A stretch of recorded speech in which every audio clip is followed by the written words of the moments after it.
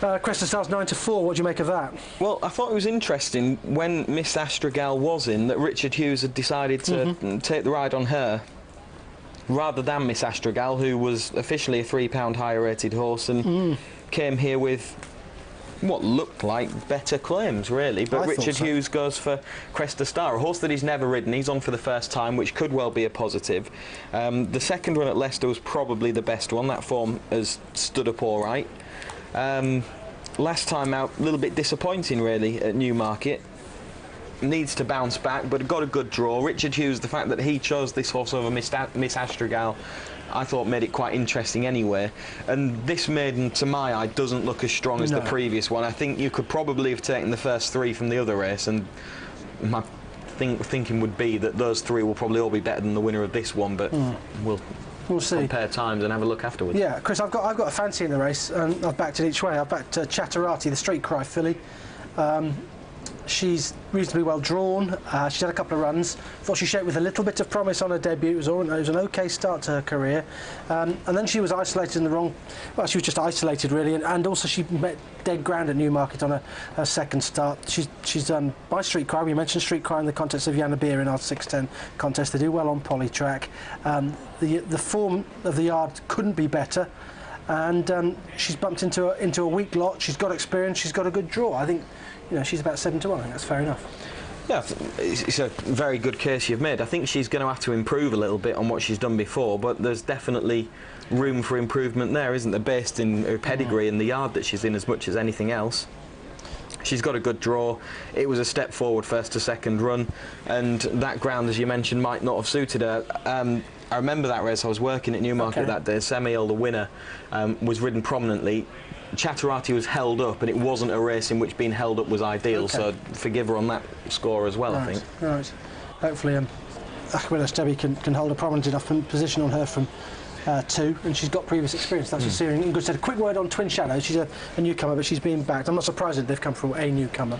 No, she was the most interesting newcomers, I thought, with a pretty good pedigree. The other horse that I wanted to mention was Fine Art, who I thought made quite an eye-catching debut first time up at a time when the Yards horses weren't running that well. Yeah. OK, we're nearly ready. Let's go back to Mark. Refreshes the parts.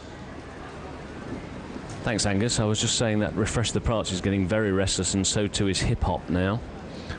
Actually, in the paddock, a lot of these and on the way to post actually looks a bit more professional than the previous race. You'll notice the colour change here. That's 11, Perfect Day going in the grey saddle towel. Larson moves in. They're in the gate. And they're off. 7 furlongs ahead of the 2-year-old fillies. Yours Ever missed the kick. Also Hip Hop was slow to go, and so too was Lily Potts. But it was Cresta Star very professionally away, taking a very strong hold towards the inside rail is End of Dreams, and as that one was just taken back off heels, fell into the lap a little of Chatterati, who also was pinched back as I go now towards the end of the back stretch. And it's Cresta Star who has a share of the lead now, with Perfect Day with the White Blaze and Noseband, and then Compton Rainbow right round the outside, and then Perchance in the Apricot, followed towards the inside by End of Dreams. Then the grey colours of Twin Shadow is next. Then towards the outside, Refreshes the Parts, who's about 4 wide as they go around the turn, just in advance of Chatterati and Cambridge Duchess on the inside. Yours Ever has moved to the inside rail, followed by Fine Painting as they make the turn on towards the final 3 furlongs. Struggling very badly, Lily Potts is tailed off, and so too is Hip Hop. Making the run now inside the final 2.5 furlongs. Compton Rainbow in the orange has come through now just to put her head in front to Cresta Star towards the inside. Perchance down the outside, followed then by Twin Shadow, who tries to come on. Cambridge Duchess then towards the inside. Fine Painting is now been unleashed on the very wide outside, is making very good progress indeed. Inside the final furlong, here's Fine Painting on the outside. Cresta Star towards the inside, followed by Yours Ever and Chatterati. 100 yards to go. Cresta Star is finding more to repel now, Fine Painting, and Cresta Star wins. And it's both legs of this race for Richard Hannon and Richard Hughes. Fine Painting in second, tight third. Chatterati to the outside of Yours Ever. Well, Cresta Star's won. She's made every yard of the running, and she's won for Richard Hughes and Richard Hannon. Double on the card after whimsical success. Fine Painting's run a really good race, and Chris gave her a pretty good shout beforehand, and I think she's run a tremendous race from stall 14, saw daylight as well, and pulled hard. She's run very well indeed, and it's quite tight for third place. I think my each way poke is finished 4th. Way of all decent each way bets.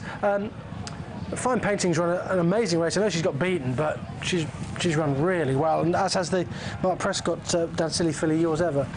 Yeah, the winner, first of all, again, has made all the running. It's paid to race prominently all of the races so far tonight at Kempton Park. Yes. Cresta Star has definitely, Richard Hughes on for the first time, I think, improved a little bit this evening. Fine Painting has run really well. You'll see here a little bit posted out wide and taking a little bit of a grip there, you can see in the white jacket, really struggling to settle as no cover is really available, and eventually she does settle once she gets in behind horses. It's almost immediate. Once she gets in behind, she drops her head a little bit and settles better. So she's still going with a fair amount of zest, but she just takes a bit of a knock. Everything's kind of gone wrong for her. She's had a horrible trip.